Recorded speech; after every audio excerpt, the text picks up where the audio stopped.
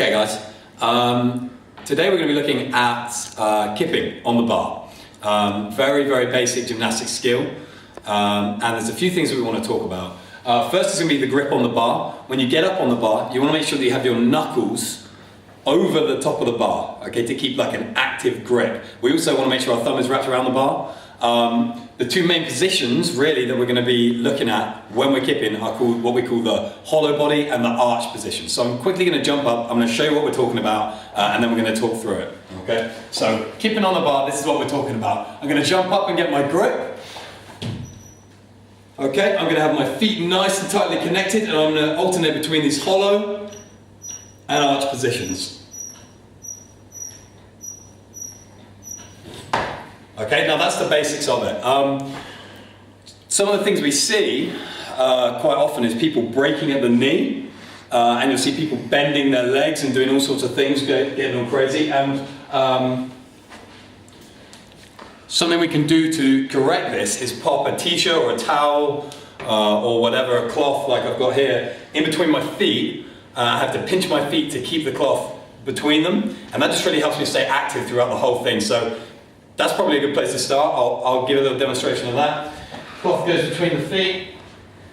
You're then going to jump up with your feet. And then again, I can stay nice, active. Instead of, if the cloth comes out, because my feet are coming apart and I'm breaking my knees, that's a sign that we're not necessarily staying particularly tight or active when we're doing it. So the next thing I want to look at is talking about what we call closing at the shoulder.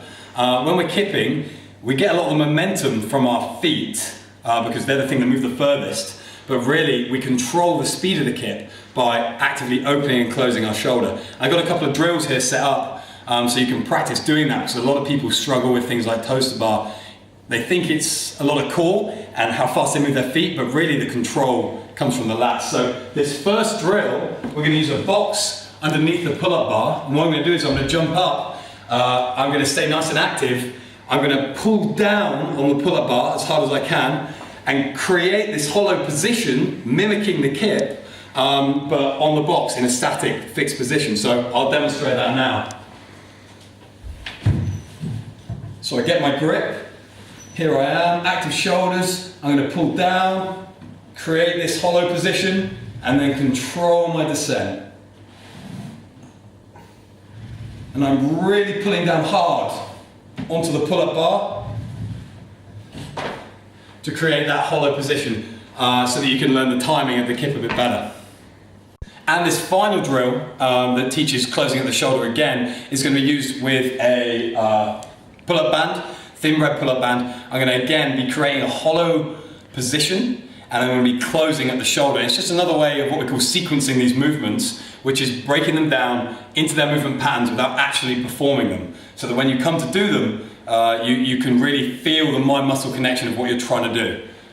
So come over here, what we're going to do is I'm going to lay down, I've tied a pull-up band around the rig or the blocks. I'm going to come into this hollow position, pressing my back down into the ground, and then I'm actively, with straight arms, going to pull down on the pull-up band, and then relax. And I can snap into this position. I can obviously hold the pull-up band further back for more resistance.